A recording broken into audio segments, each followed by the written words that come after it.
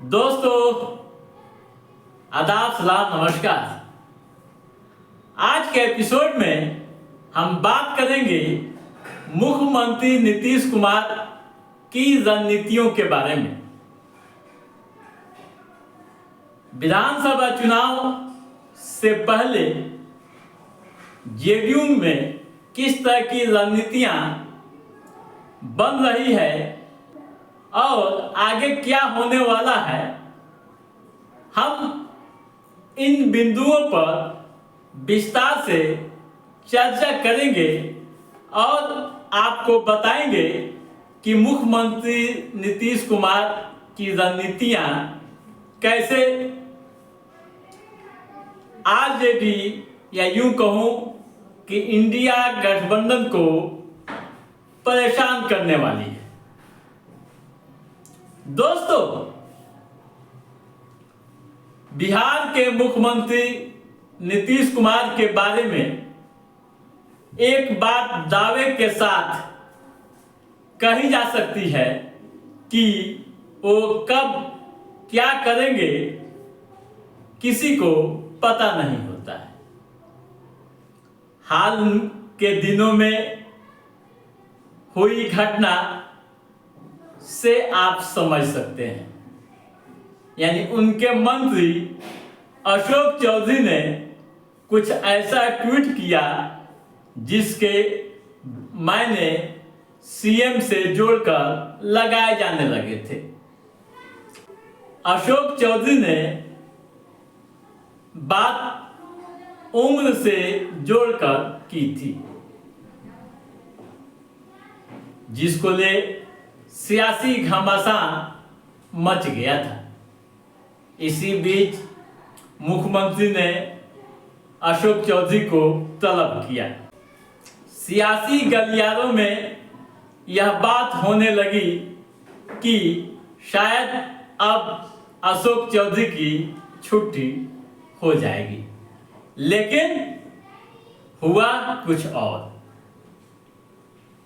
एक बड़ी जिम्मेवारी उन्हें मिल गई, यानी पार्टी के राष्ट्रीय महासचिव बना दिए गए। दोस्तों, जेडीयू के सियासी गलियारों से एक बड़ी खबर आ रही है। खबर क्या है कि मुख्यमंत्री नीतीश कुमार ने बिहार विधानसभा चुनाव से पहले एक ऐसी नीति बनाई है, एक ऐसा सेना तैयार किया है जिसकी चर्चा खूब हो रही है। बताया जा रहा है कि मुख्यमंत्री ने पांडव सेना तैयार किया है और उस सेना के अंदर अर्जुन से लेकर भीम जैसी जिम्मेवारी दी गई है। अब यह जानना भी दिलचस्प हो गया है कि पांडव सेना में कौन कौन लोग हैं और क्या क्या जिम्मेवारी दी गई।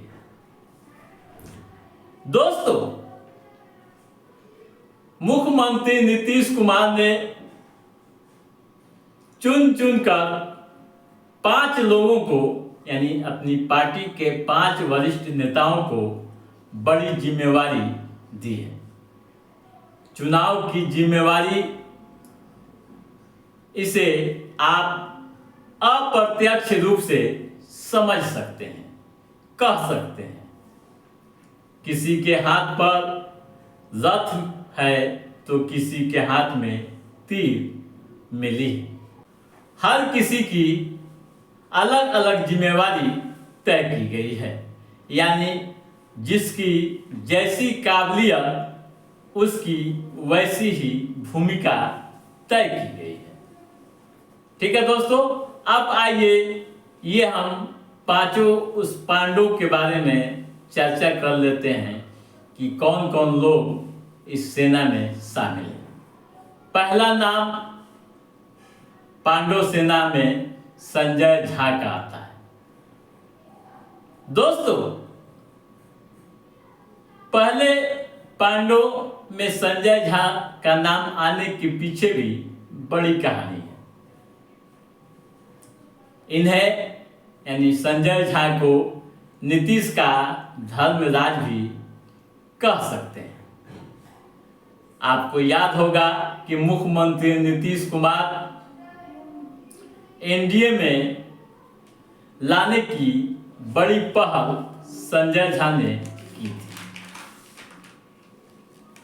ठीक है, अब आइए पांडव नंबर 2, मनीष वर्मा।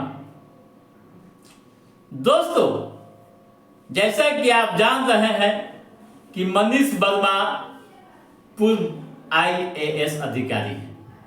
उन्हें पार्टी में आरसीपी सिंह की जगह खड़ा किया गया है।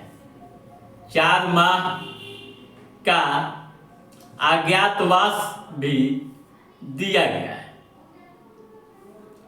दोस्तों, नकुल की तरह अज्ञातवास का मतलब ये नहीं कि उन्हें सजा मिली, बल्कि 4 माह के लिए बिहार घूमने की जिम्मेवारी दी गई।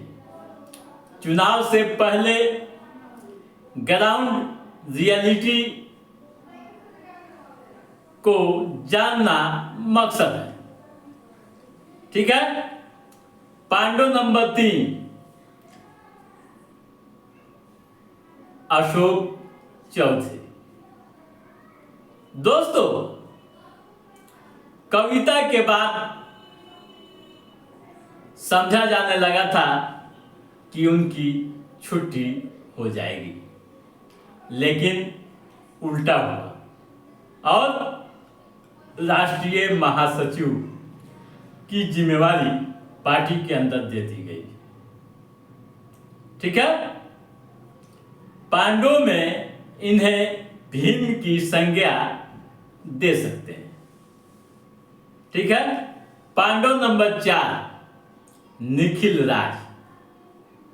दोस्तों, इनकी भूमिका पांडवों में अर्जुन की तरह कही जा सकती है। इनका सिर्फ एक ही परिचय नहीं है कि ये मंडल आयोग के अध्यक्ष व पूर्व सीएम बीपी मंडल के पोते हैं। निखिल राज एक युवा नेता है। दिल्ली यूनिवर्सिटी से इन्होंने पढ़ाई की है, कानून की डिग्री ली है। अभी ये मधेपुरा में डेरा डाले हुए हैं। बताया जा रहा है कि पूरे कोसी क्षेत्र को माप रहे हैं। ठीक है, पांडव नंबर 5, श्याम रजक। दोस्तों, श्याम रजक से आप परिचित हैं।